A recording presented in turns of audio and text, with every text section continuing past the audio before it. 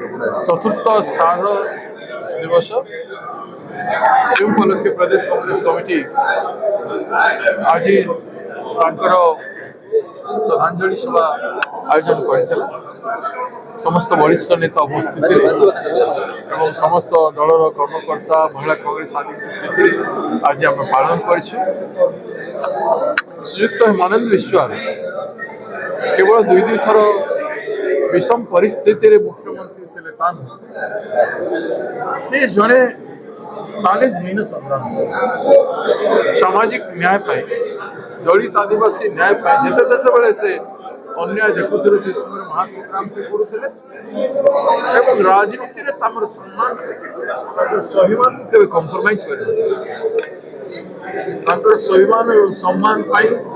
दल प्रति समर्पण दल हाइकमांड प्रति गांधी परिवार प्रति समर्पण भावना एत मजबूत थी आत्मविश्वास को आहरी बेटी मजबूत कर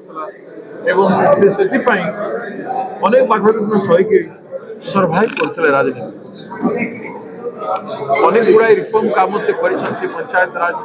समय कथा मुख्यमंत्री थिला समय कौन प्रकार एभलिया भूल काम कर से सम्मान गौरव को से रक्षा कर सामाजिक न्याय लड़ई से जमी लड़ुले आज भी भाया लड़ार स्वभाव देखा मिलता स्मरण कर पथरे अनुप्राणित हो दल काम कर सामाजिक न्याय दलित आदिवासी परिषद को न्याय देवा कार्यक्रम आम समस्त ब्रती होगा।